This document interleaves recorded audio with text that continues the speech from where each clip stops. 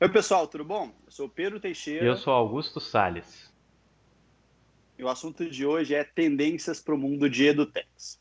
Bem, vamos começar falando um pouquinho sobre esse momento de transformação que a gente está tendo e o setor de edutechs, né, essas startups que têm um foco na área de educação, ele tem mudado muito nos últimos tempos, né? O grande foco, ou o grande centro das atenções hoje tem sido a educação à distância, né?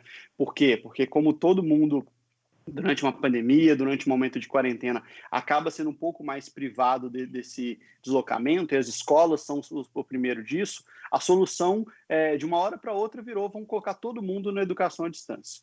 Educação à distância não é uma coisa que começou com a pandemia, ela já vinha há algum tempo, mas ela aumentou absurdamente nesse cenário, né? Então, uma solução que era muito mais comum para faculdades, para cursinhos preparatórios, de uma hora para outra ela virou uma solução para ensino médio, para ensino fundamental, para outros setores, né? Então, hoje tem AD de tudo, então tem AD de personal trainer, é AD de aula de inglês e várias outras coisas.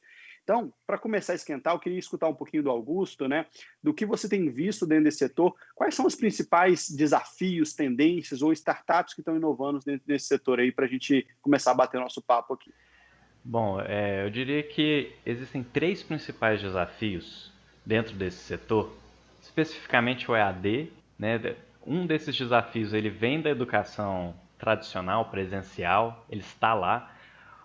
Outro deles é inerente ao EAD e um último é um que se mostrou por causa desse contexto da pandemia e do isolamento social. Então, falando eles em ordem, um que já vinha de um bom tempo é a gestão do relacionamento de escolas com pais. Escolas de forma geral, né? Qualquer instituição de ensino. Então, os pais têm se tornado muito exigentes em relação à educação dos filhos. Existem até algumas críticas dentro disso, que assim, às vezes os pais estão querendo que o filho passe de ano logo, independente dele ter aprendido ou não. Assim, não se sabe direito como argumentar com os pais ou mostrar com dados concretos que o filho não está preparado para avançar. E isso bota em xeque naturalmente os modelos tradicionais de avaliação. Um segundo desafio inerente ao EAD é o engajamento dos estudantes, né? Então, existe uma dificuldade, para alguns não, né, mas não são todos que têm aquela facilidade de autogerenciar a sua rotina de estudo, e isso gera um grande desafio de engajamento. E aí tem tendências em torno disso, como gamification, você tentar usar o mesmo engajamento que existe nos jogos na parte de ensino, para tentar fazer com que todos fiquem mais interessados em aprender. E um último desafio, que esse é um que me impressionou com essa questão da pandemia e do isolamento social, foi o despreparo que no momento a grande maioria dos educadores estão para dar uma aula à distância, né? Então, pode haver uma grande tendência em prepará-los, agora que eles sentiram a necessidade, sentiram a dor que é você organizar uma aula para dar para estudantes que não estão ali. Eu mesmo estou aqui falando, olhando para uma câmera, olhando para um pontinho preto aqui no meio do nada, e não tem um feedback instantâneo de um público que talvez esteja assistindo esse vídeo. Então eu diria que essas são as três grandes dificuldades ou desafios que esse setor de educação como um todo, e particularmente o EAD, tem enfrentado muito e vai enfrentar daqui para frente. É.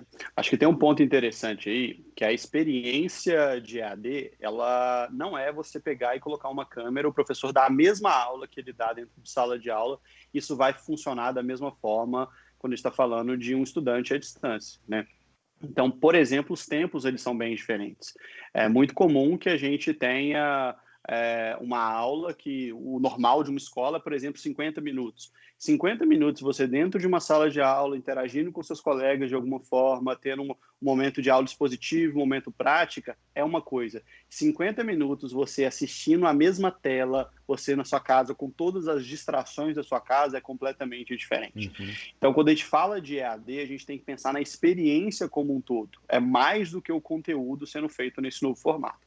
É claro que, quando de uma hora para outra uma escola que funcionava no modelo tradicional, ela pula para o EAD, isso vai ser comum. O mais fácil é, você, sabe aquela aula que você ia dar na quinta-feira ali para aquele grupo? Vamos fazer agora ela gravando um vídeo, fazendo esse formato. Mas você precisa começar a pensar ao longo do tempo como fazer isso. E quando a gente fala de EAD, mais do que essa experiência, ou dentro dessa experiência, a gente começa a abrir um leque de várias coisas diferentes. Então, o primeiro leque que eu iria falar é sobre gestão educacional, né? Existem startups hoje que elas têm um foco não só no processo de transmitir o conteúdo via online, né, através do EAD, mas eles também têm um foco hoje em cuidar da gestão educacional. Essa gestão educacional ela pode passar, por exemplo, por método de avaliação ou por gestão de aulas de professores. Em muitos casos, várias escolas, várias universidades ainda têm esse sistema de gestão da forma talvez mais arcaica de todas, né? Então, às vezes, aquela nota que é dada no papel, aquela lista de presença que passa na sala para as pessoas irem assinando. Talvez, muitas vezes, os sistemas de gestão se limitam a isso. E o mundo online, o mundo das startups, ele já traz ferramentas de gestão para várias outras áreas que podem ser aplicadas dentro da educação, seja ela no formato EAD, seja ela no formato presencial, né? Porque é inviável a gente imaginar que acabando, que quando a gente olha para frente e tal, EAD vai ser o único formato de educação. Ainda vai continuar existindo aulas presenciais, a presença física dos alunos na escola, a interação entre eles, ela continua sendo muito necessária, principalmente quando a gente está falando de alunos mais novos, né? Então, o grande desafio hoje é como é que você trata da educação de crianças crianças menores ali, né? Como é que você trata desse tipo de educação pensando nesse formato à distância? O que vai se levar ao longo dos próximos anos é justamente essa questão de ferramentas que fazem sentido na gestão e que no online elas são mais claras, como transponer isso aí para o mundo físico depois, né? Você tem visto alguma coisa a esse respeito? O que você tem visto de ferramentas de outros universos que podem ser adaptados, talvez, no sistema educacional ou que já estão sendo pensadas no sistema educacional e que não são estritamente EAD, Augusto? Ó,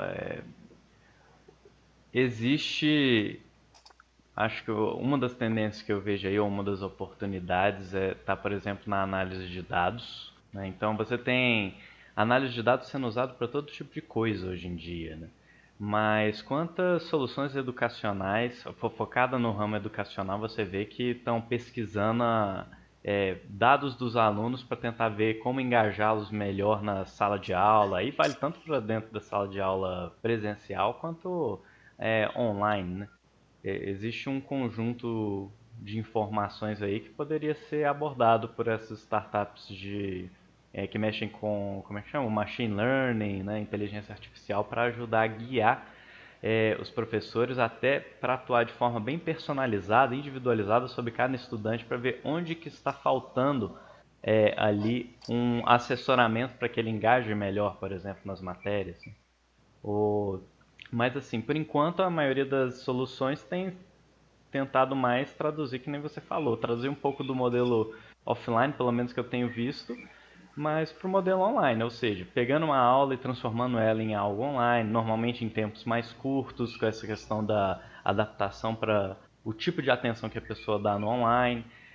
Você tem algumas que tentam coordenar esses dados, embora não haja ainda como é que eu diria, uma aplicação de análise de dados muito pesada em cima disso.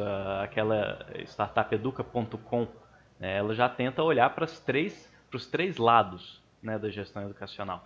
Os alunos, tentando engajá-los, ajudá-los a aprender, né, por meio de métodos avaliativos. Os professores, para ajudá-los a desenvolver, por exemplo, os métodos avaliativos, que isso é uma coisa que consome muito tempo de professores, você elaborar provas que façam sentido, e a gestão da escola, do engajamento geral dos alunos e para que ela tenha algo para apresentar para os pais. Então, eu acho que como a gente está mexendo com um novo meio de transferência de informação, dados e informação vai acabar sendo um fator decisivo aí, né? Ou vamos dizer assim, um mínimo esperado aí nessas startups que tem que surgir. Não sei o que você acha.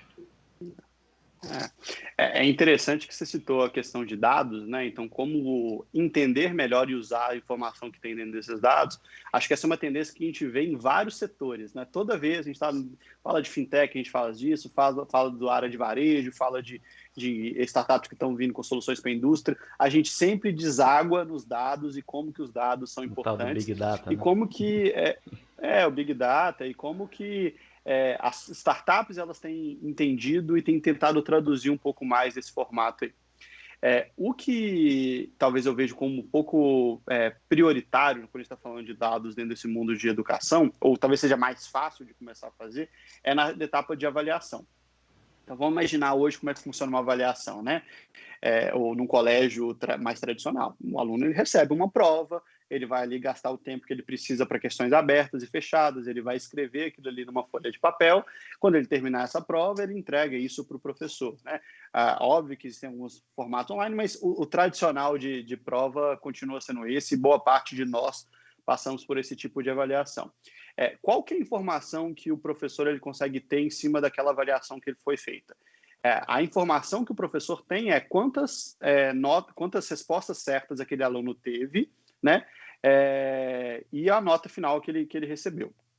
A partir do momento que você leva essa avaliação para o ambiente online, né, você começa a ter uma série de outros dados que você pode usar.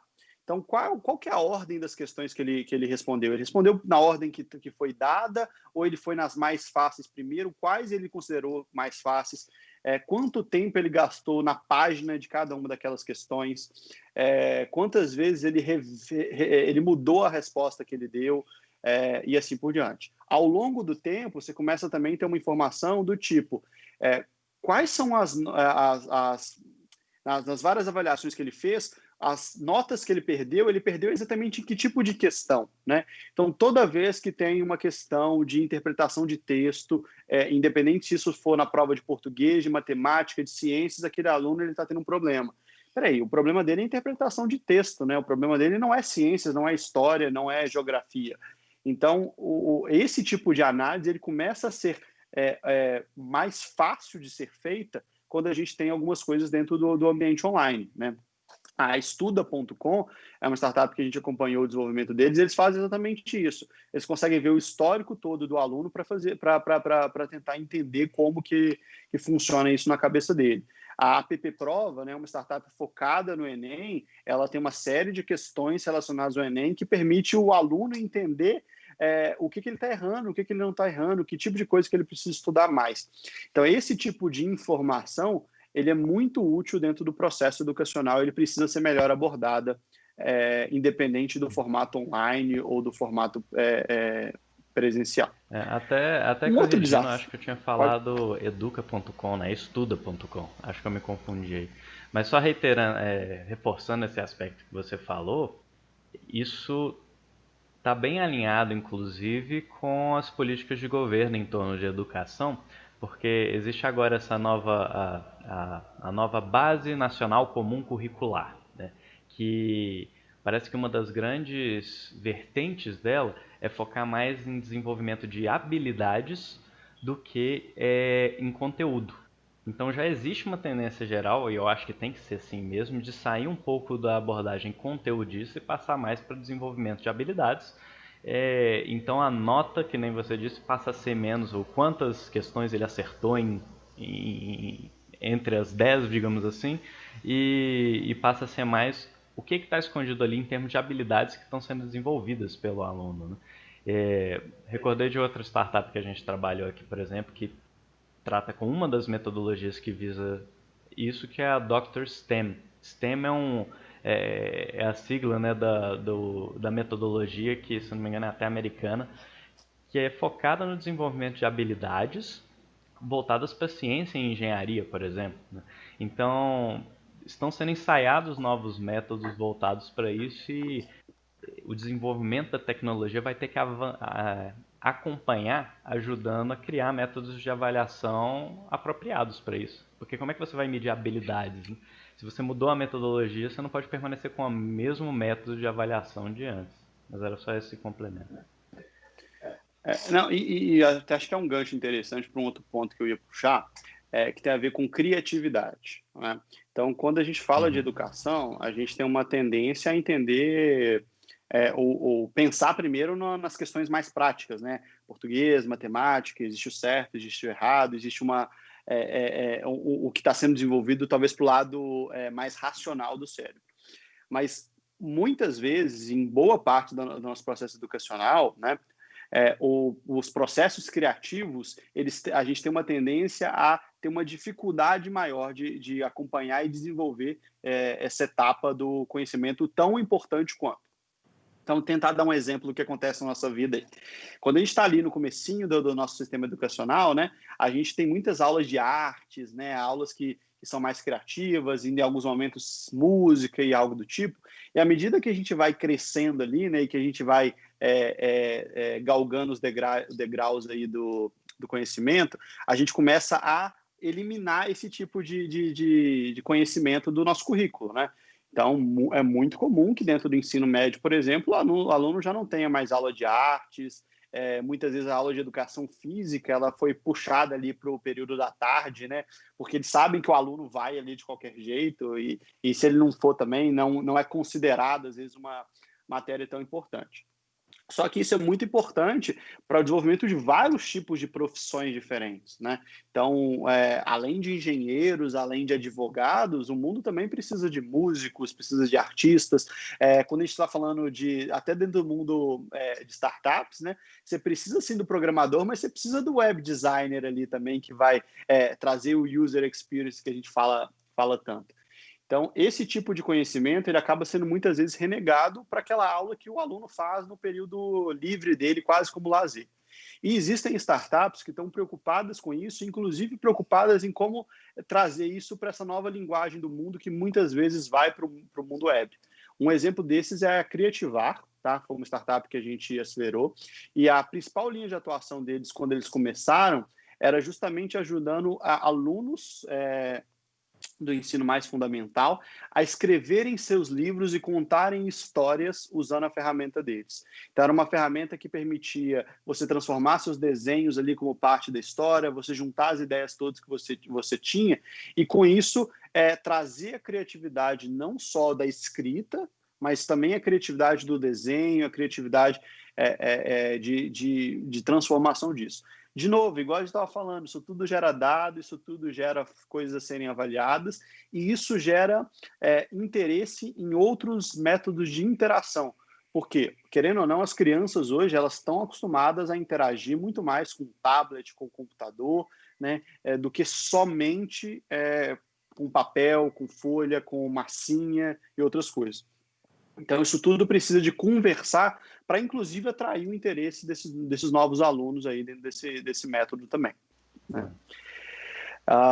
Um outro ponto que eu acho que a gente podia aproveitar e abordar, e eu queria escutar um pouquinho, Augusto, sobre isso, é um pouco desse processo de, talvez, educação descontinuada, né? Ou educação, desculpa, continuada. O que é isso? A gente tem nossa educação tradicional, né? Colégio, universidade, assim por diante, mas a gente tem visto muito pessoas procurarem informações pós, né? Não pós-graduação especificamente, mas estou falando assim, depois do método tradicional, eles começarem outros tipos de formação. Então, a pessoa vai através de uma formação que ajude ele para oratória, o outro vai uma formação para entender melhor sobre PowerPoint, assim por diante. O que a gente tem visto, talvez, de tendências ou de algumas coisas para a gente ver desse tipo de educação, pelo que você tem acompanhado aí de algumas startups também? Eu acho que a primeira tendência é, como é que eu chamaria, uma especialização em massa, talvez, né? Porque cada startup que tem surgido, ou cada instituição educacional, ela tem tentado focar num nicho bem específico, né?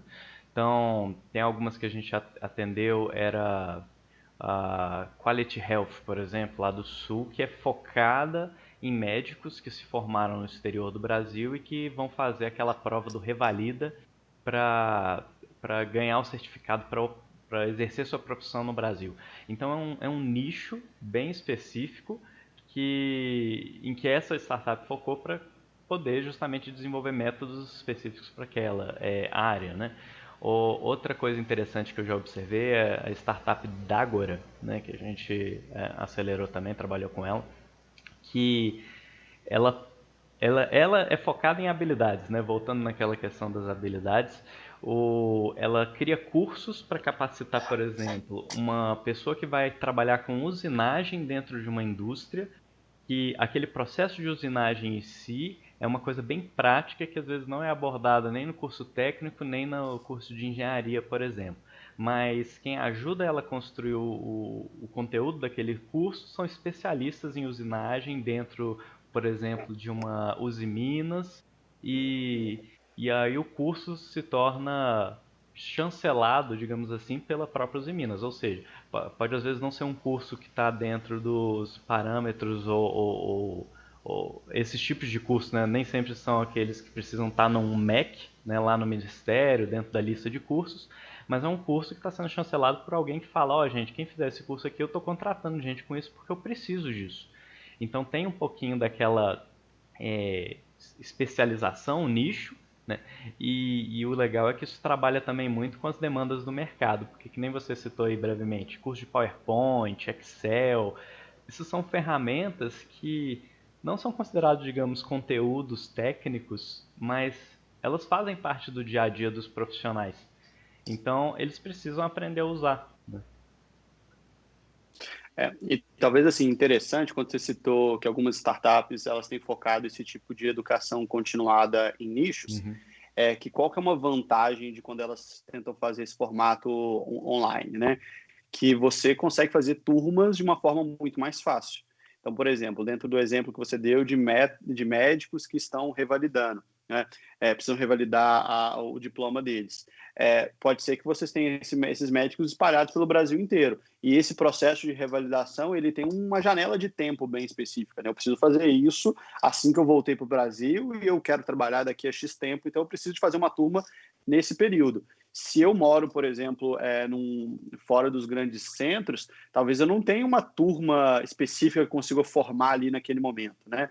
Mas, participando de algum formato à distância, eu consigo fazer isso, né? Algumas startups que a gente tem visto, elas têm, acho que uma para complementar o exemplo de nicho, né? A VetEduca, eles são uma startup focada na formação de veterinários que complementam um curso de veterinária. Então, eles têm enxergado um nicho seguinte: a educação tradicional ela tem uma formação teórica, que faz muito sentido, mas existe uma série de questões práticas para o profissional, no caso de veterinário, exercer a profissão, que ele só aprende trabalhando e que eles poderiam ter algum tipo de formação que ajudasse nisso. Então, igual eles enxergaram esse nicho, no mercado existem nichos, assim, várias oportunidades para serem enxergadas. Muitas vezes as startups elas focam no EAD no primeiro momento, por quê? Porque esse nicho ele não é enxergado por todo mundo ao mesmo tempo no Brasil inteiro. Então, existe alguns profissionais que que tiveram essa dor no Paraná, outros em Belo Horizonte, outros lá em Manaus, então em lugares diferentes, que eu preciso de juntar essa turma como um todo antes de, por exemplo, criar uma escola física e assim por diante. Pode ser que a evolução disso seja escolas físicas também, mas muitas vezes a educação à distância ela é uma estratégia para você quebrar essa barreira de falta de público no primeiro momento. Outra coisa que eu também tenho visto as startups fazendo é usando esse tipo de curso, que ele está menos restrito pelas regras do MEC, para testar coisas diferentes. Então, a Discola, né, é uma startup que a gente ajudou também, e que eles têm uma interação muito legal com esse tipo de conteúdo, né? Então, design thinking, ou como fazer apresentações de PowerPoint, ou lá, comunicação não agressiva, esse tipo de curso que não necessariamente faz parte de uma base curricular, que tem uma série de regras do MEC que precisa de certificados, mas que tem um público procurando isso. Eles usam esse tipo de curso para testar e desenvolver novas metodologias. Então, eles avançaram muito no processo de educação à distância, que é muito mais do que você gravar um vídeo e assistir aquele vídeo, né? Então, tem uma série de fóruns de interação, exercícios que foram pensados naquele meio e assim por diante, e que só foram possíveis de serem desenvolvidos porque eles não tinham as restrições das regras que existiam até então. Então, como é um curso de, por exemplo, Design Thinking, eu não preciso seguir uma série de regras específicas, eu posso pensar a melhor forma de fazer isso. Talvez só para a gente terminar a nossa conversa, eu queria conversar ali um pouquinho sobre um outro nicho que a gente tem visto, que é esse nicho relacionado a línguas, né? Então, quando eu fiz aula de inglês há muitos anos atrás, né, eu fiz dentro de uma escola de inglês que era do lado da minha casa, que eu ia lá 2 vezes por semana, aprendia numa turma que tinha mais 4, 5 pessoas, e a gente praticava com uma professora que era uma brasileira, ou um brasileiro, né, dependendo do ano ali, que estava falando inglês com a gente, através das metodologias próprias e assim por diante. E aí, o que a gente tem visto ao longo dos últimos anos, talvez seja a primeira grande área que foi para o online, foi Foi startups forte, e né, pro cresceu online. absurdamente, né? Então, talvez assim, a gente eu queria escutar um pouquinho do Augusto, como é que a gente pode, às vezes, pensar um pouquinho o que a gente já tem visto dentro desse setor de aprendizados, que provavelmente é algo que vai passar por todo o setor de educação como um todo. Então, o que a gente já viu de mudanças, de ganhos dentro desse setor aí que a gente pode aproveitar para os demais? Bom, tentando falar em cima de exemplos, os dois exemplos que me vêm à mente de forma mais imediata, um é o Duolingo, é um aplicativo bem conhecido aí de ensino de idiomas. Eles aplicaram gamification, né, eles têm lá o que eles chamam de streak, né, em inglês. Você tem que manter o ritmo ali de fazer um pouquinho daquele curso de idiomas todos os dias. Se você deixa de fazer um dia, você quebra ali o streak, quebra o ritmo, né? E e aí você perde ali uns pontos, mas se você quiser, na medida que você vai fazendo as coisas, você ganha uns cristalzinhos lá que você pode usar para congelar e poder ficar um dia sem fazer. Então eles vão tentando pegar formas de fazer você interagir e tentar criar o ritmo, criar o engajamento, né? Então essa é uma tendência que foi legal. Agora tem uma outra também, um outro aplicativo que agora me fugiu o nome, mas que a minha esposa chegou a usar para aprender inglês, e que ele não tem um método fixado para o ensino de idioma, que nem o Duolingo tem, mas ele te coloca em contato com pessoas nativas daquela língua, e conecta elas para poder fazer, vamos chamar, por falta de uma analogia melhor, do Uber dos idiomas. Então ela teve uma conversa de 1 hora com uma australiana em inglês. Ela colocou lá o quanto que ela estava confortável com o idioma, na verdade, naturalmente. E essa australiana já atendeu gente de diversas nacionalidades diferentes. Ela ganha, né, por isso. Então ela paga ali por aquela hora, uma parte fica com a plataforma, uma parte fica com a australiana, no caso, e elas conversam ali e ela vai fazendo observações. Essa expressão não é tão comum, aqui é melhor você dizer dessa forma. E existe um desafio ali que é auto-engajante, digamos assim, que é o fato da pessoa não falar português, né? Sim, sim. Então, eu- talvez eu chamaria isso de uma utilização da rede, né, ou um ensino social, digamos assim, que é uma coisa que eu não vi muito em outros mercados. Eu já vi mais de um aplicativo, não só nesse, isso na área de idiomas, mas e se eu colocasse que nem... A Dágora tem um pouco disso, né? Quando eu falei, pega um especialista, um letrado, né, nativo daquela área de conhecimento e bota ele para ensinar uma pessoa que está se criando habilidades dentro daquilo e que está querendo se tornar fluente naquele conhecimento, né? Então são duas tendências aí que eu já vi no idiomas que achei legal. Então, até falando em cima do que você já colocou aí, vou usar esse exemplo, então, da australiana dando aula de inglês aí para sua esposa. O que foi uma coisa, então, que a gente viu dentro das línguas que a gente pode aproveitar para o setor inteiro e até para outros setores? As barreiras geográficas sendo quebradas. Então, o professor da sua esposa, a professora, no caso, ela estava a, sei lá quantos 1.000 quilômetros de distância, né? Isso não era um fator impeditivo. Imagina isso para outros setores. Talvez eu quero que o meu filho ele tenha uma educação e eu quero um professor de geografia específico, e esse professor de geografia não precisa estar na minha cidade, não precisa estar no meu bairro, ele pode estar em qualquer lugar do mundo. Então você começa a criar uma oportunidade de ter uma educação de qualidade para vários lugares que talvez não cheguem, né? Eu não me surpreenderia se nos próximos anos a gente começar a ficar mais forte, por exemplo, com estudantes brasileiros morando no Brasil se formarem em escolas americanas, europeias e assim por diante. Isso é uma possibilidade que se abre dentro desse cenário, que na área de línguas isso já acontece. O outro ponto, né, que também a gente percebe lá é a possibilidade de você aprender coisas que são um pouco mais nichadas. Eu já tive dificuldade, por exemplo, para fazer uma turma específica na hora que eu estava querendo aprender italiano, porque eu juntar outras pessoas dentro da minha região para aprender italiano, naquele mesmo momento era um problema. Quando você faz isso através do online, esse problema ele deixa de existir. Então você começa a fazer isso de uma forma muito mais ampla. E o outro ponto é que a gente também tem visto o surgimento de outros modelos de negócio. Então, deixa eu dar um exemplo. A gente tem hoje a WhatsApp, eles têm um sistema, uma plataforma deles, que você paga por assinatura para ter à disposição uma série de conteúdos de inglês. E esses conteúdos eles são focados em coisas específicas. Então, tem um conteúdo do inglês corporativo, tem um conteúdo do inglês para quem quer viajar e assim por diante.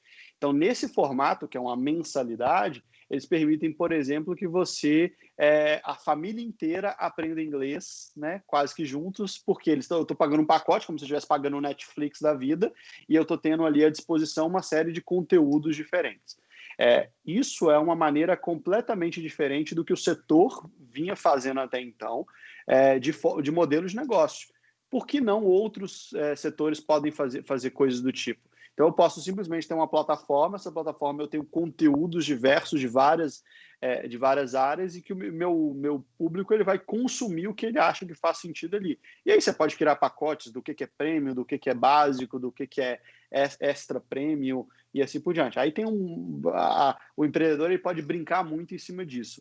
Mas o grande ponto isso abre possibilidade, né, de vários modelos de negócio que hoje não são tão utilizados. Tem Então, até uma outra, só para completar, uma outra claro, porta que se abre aí, que é a própria valorização do professor, né?